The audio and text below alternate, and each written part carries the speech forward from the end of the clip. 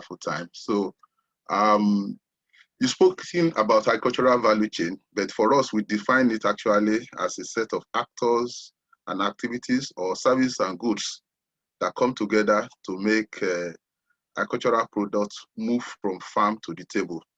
And this is depicted by this table, which shows the interrelationship. And the principle is that as production moves from input combination to production, processing, and distribution, values are added along the line. And any investment in any of the value chain, so even those of us who eat the food, we are contributing to the value chain, stimulates activities in the others. And then we have all the supportive finance, supporting services, and of course, the institutions, the enabling institutions, policies, regulations, and that makes agribusiness a veritable business. Of course, it ramifies the entire economy. And of course, I will give a practical demonstration with cassava, which is a major input in the value chain, which has a very wide value chain. And starting from producers, that is from production to processing and buyers, you can appreciate the value chain.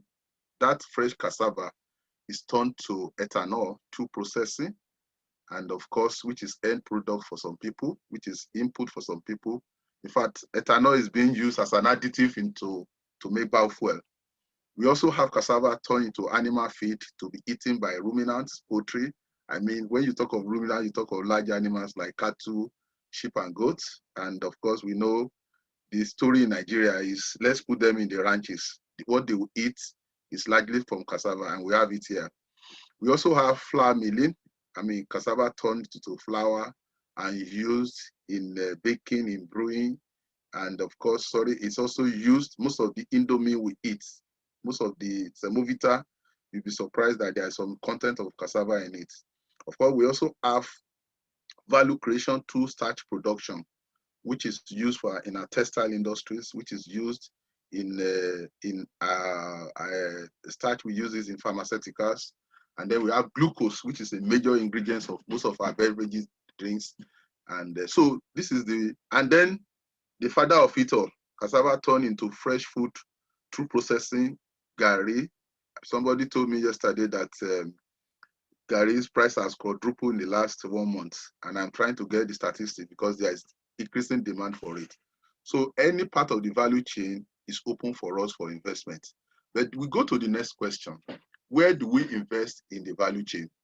And like I said, the value chain is made up of, we've broken those into various components, the inputs, production, storage, processing, and distribution. So just for our knowledge sake, so there are business opportunities for investment in input through the machinery, seedlings. Most of the seeds we are using in Nigeria, they are actually not seeds. But the farmers are now using seeds which are produced from first generation crops to get enough yield. Then we also have production. Of course, before I go into production, we can't have sufficient tractor in Nigeria. There's need for it, for higher purchase. There's need for fertilizer. There's need for power, even on the farm. There's need for feed. So business opportunities. Most of our herbicides and pesticides are imported, so it can be produced in Nigeria.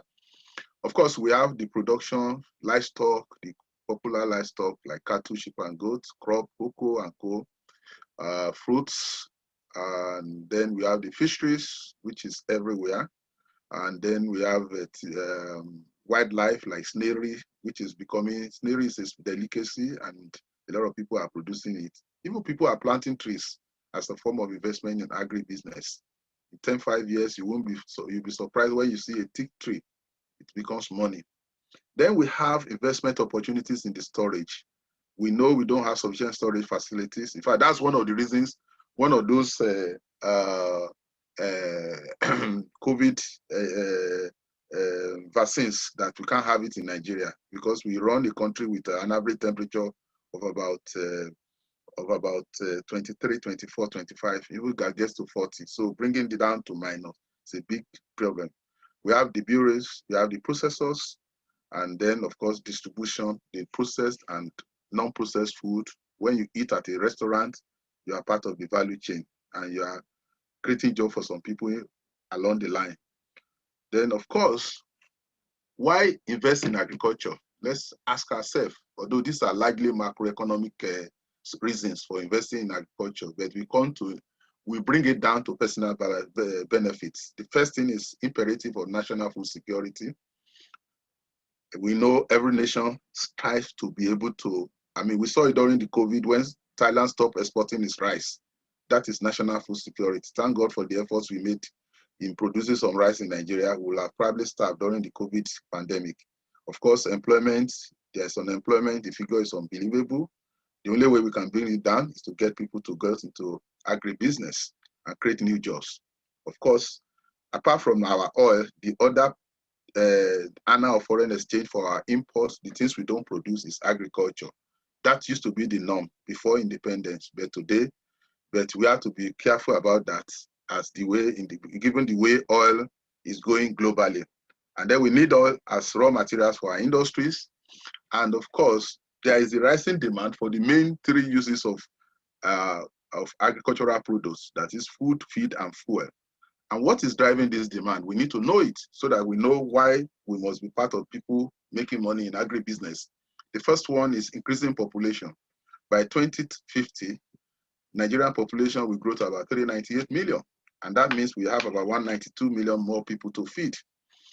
Then, as people's wealth and income increases through economic growth, the demand for high-value foods like vegetable, fruits, meats, and dairy products increases. So that creating fresh demand for agricultural products. And we all, like I said earlier on, cassava is processed into ethanol to produce, and ethanol is used to produce biofuel. That also put pressure on land use, as more land has to be allocated to cassava. Many people are asking for cassava.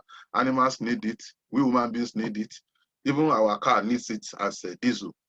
So, and of course, unfortunately, while these opportunities are happening for demand, the supply is being constrained. Sorry, start my video. Oh, okay, sorry, people are not seeing me. Okay. So we have, let me go to the last slide. So we have reducing arable land due to urbanization, due to desertification. Most of the fights we have in the country today has to do because of desertification. The Lake Chad has increased by 10. It's now a tenth of its size in 1960. And then people the elders have to scatter all over the country. 30% of northern Nigeria is under semi-war situation with the Boko Haram issue. So those people have to spread out. So, and that is part of the problem we are having today. Of course, there's land degradation, there's pollution, there's climate change, the desert is coming in. And so all these are constricting supply for agricultural commodity and creating investment opportunity. And of course, there's also the challenge that most crops are getting to the peak of their increased productivity. You may not get a particular yield beyond. The world moved from a rice that yield about 1 to 2 tons per hectare to 10 and thereabout, but you can't get from 10 to 100.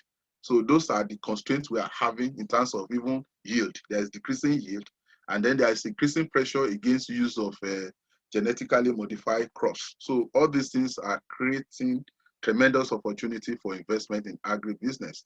Now, the last one that is the fact that there is an imperative for us to diversify, because our per capita oil consumption, according to a writer in 2002, by 2035, if we are growing at the rate we are growing in 2002, our daily consumption of oil per head, per annum, will have been moved to 1.3 barrels to 10 barrels, that's per person. And that means we will be needing about 500, from the 500,000 barrels per day we are needing for domestic consumption, we'll be consuming 8 million, which means Nigeria will even be a net importer of fuel, which means that money we are using to import all sorts of things will no longer be there. So we need to diversify. And part of the best way to diversify is to invest in agriculture. And of course, The dynamics have also changed because fossil fuel is actually creating problem for demand for petroleum products. Now, what are the features of agribusiness investment? If I want to invest in the area, I need to know what are a few things about it so that it can be a roadmap for me. The first thing is you need to know that there are two modes of investment. You can invest directly in land, livestock, crops, processing, and those are now driven by science and technology. You can talk of mechanization. In those days, when you can use your tractor to do multiple things. What 50 people will do, a tractor will do it in a few days. And then you have development of urban farming, greenhouse, hydroponics, soilless farming. I'm so happy somebody is going to talk about that. There's also seed multiplication technology, fertilizer, herbicide. These are actually enhancing agriculture and of course making it a delight and also fanciful. You have drone technology applied to agriculture today to know how to fight pests, how to apply herbicides and all the rest. And then we also have modern business practices, joint venture, agro scheme, and contract management contracts. Then these concepts are coming in to make agribusiness very interesting, very profitable, and scalable. Then the indirect investment in agriculture, which we all know are the usual bonds, equities, and all the rest. Of course, during the recession, we found that the last 5 years, agri stocks in form of Okomu oil, livestock feeds, Dangote sugar, they are doing extremely well. And we are having about 3 commodities exchange in Nigeria, which means people can trade in agricultural produce as speculators in the market. Now, what are the features of the returns to agribusiness? We need to know it so that we know the way to invest. Those who want to invest, they must know how does return come into agriculture. Of course, your return depends on the part of the value chain we are practicing. It could be short term, it could be medium term, or it could be long term. Of course, for short term, I will give you a few examples. When you raise broilers in an open space in the house, within 35 days, of course, you will have you're out of it, you can sell. You can also invest in short duration crops like vegetables, cucumber, lettuce. And then, of course, if you put your investment in procuring and transportation of agricultural produce, they go very short term. But when you are talking of medium term, that is over 6 months and like 1 year, you are talking about investing in point of lay, just to lay eggs for 1 year for you, or you grow maize that you have to start preparation probably in January and harvest in July, millet, sorghum. I mean, that is when dry, and cotton, cassava could go a year plus. I mean, 9 months or thereabout. And then you have long-term investment, which may include planting, citrus, cocoa, palm oil, cashew. And the beauty of the long-term investment is that you have yield coming from them for 30, 35 years. In fact, I have advised people that one of the best strategy for retirement is to invest in 3 crops, so that by the time you spend 4 years waiting for the results to start coming in, for another 25, 30 years, you are just harvesting and making your money. Then, how do we finance agribusiness? Things we need to do in funding your agribusiness. The first thing you must realize is that agribusiness is a capital-intensive business. You need capital to fund every segment of the value chain. And that capital is needed to expand operations or working capital. And then you also need capital for family living and other personal expenditure while awaiting the output from your investment in agriculture. You also need external finance because of the cyclical nature of agribusiness, which compels people to pay in advance. You do your land clearing, do your planting, and you have to wait for some time before you sell the products. So for that 6 months or 9 months, you need money. So part of your business plan, you have to provide for that. Of course, we'll talk briefly about that. Then as investor in agribusiness, you need capital to scale up because agribusiness is very scalable. If you plant 1 acre of land, the skills and tendering and cultural practices is the same thing you will use for 5, 10 acres. The only thing is that you may need capital to get more land or to buy more equipment. The same thing for poultry. The skill you need to raise 1,000 birds is the same you use to raise 10,000. The only thing is that, so the capacity to grow is there in agribusiness, and that is the beauty of it. You start small, can become anything you want to be, growing, reinvesting, and making progress. And then, of course, for you to be successful in funding agribusiness, you need to have good credit culture, because when you need credit, you will always need the credit as you scale up. You need to be accountable, have accounts, know what you are doing, know whether you are making profit or not. And if you take money from other people as investors, you must pay your dividend every year, no matter how small it may be. Those are things that is crucial for you to do to maintain the funding pipeline for your agribusiness. And then, of course, let's look at the various categories of this funding.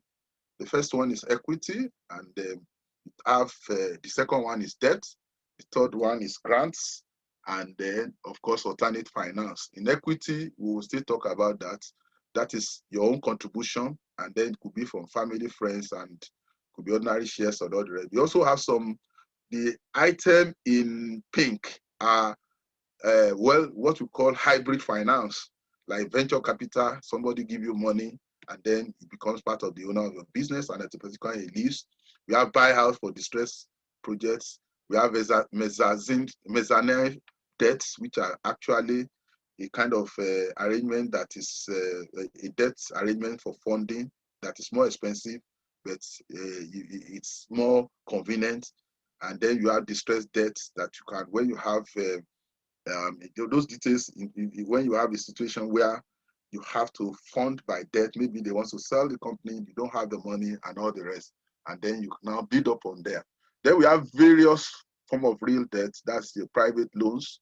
You have hire purchase, leasing, thrift and credit, cooperatives, and bank, and we have various forms of buy credit. And then, of course, for the young and youths, you can have grants or aids from government, from multilateral institution, from trust and foundation like Dangote, like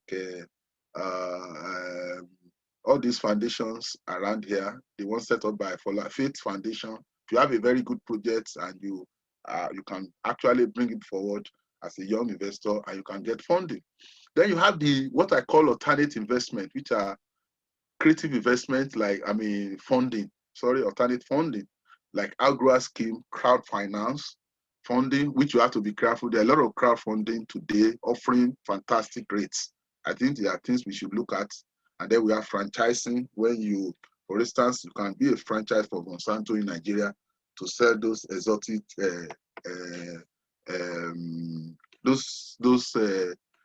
what you call the seeds, and which is because they are global seed, somebody can have a franchise and be selling on their behalf in Nigeria. So you look at all these things. One of the greatest capacities of a startup or any entrepreneur is the ability to source capital from several sources and combine them in proportions that are convenient for him, some equity, some debt. Then we also, like I said over there, we've actually mentioned those things that can have your personal resources as the owner, and then you have outside investment. Of course, startups are better funded with equity because you need to experiment. In the first 2-3 years, yes, you can have crop failure, you have to monitor, you can have disease outbreak, you are not used to so many things. So what I generally counsel is that people should use debt in the earlier stages of the project, 1, 2, 3 years, learn the rope, play, experiment with your money, and then thereafter you can now use borrowed fund to scale up. And you have the 4 layers of bank in terms of accessing credit. It has implication for funding and interest rates and duration. For instance, Bank of Agriculture for primary production, Bank of Industry when you are talking of manufacturing and processing, that is the place to go. If you have the equipment to process, they will support you to bring in the equipment, and then you raise the working capital from the commercial bank. Of course, there's a Development Bank of Nigeria that came in 2017, which is set up by private sector to do practically what the Bank of Industry is doing. And then you have the plethora of money markets, money deposit banks, formerly commercial banks, which do most of the CBN intervention funds, which are at preferential interest rates, say 9%, single digits. And then we have all the microfinance banks here and there that can give short-term credit.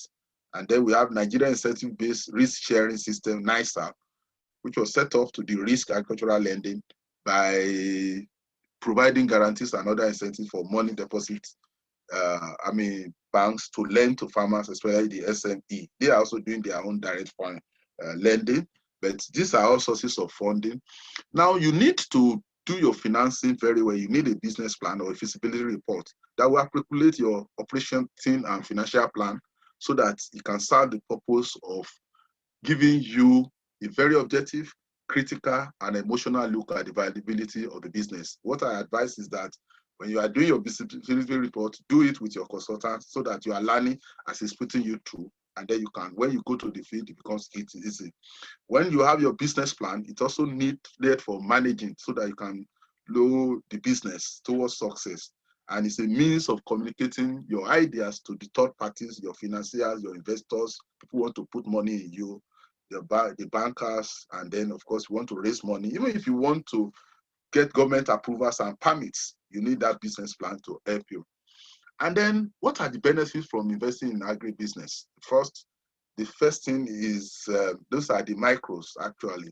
The first thing, it gives you consistent and conservative returns, not superlative returns. The returns that is sustainable, that grows from year to year. And it's an edge against inflation. Look at what is happening in Nigeria today.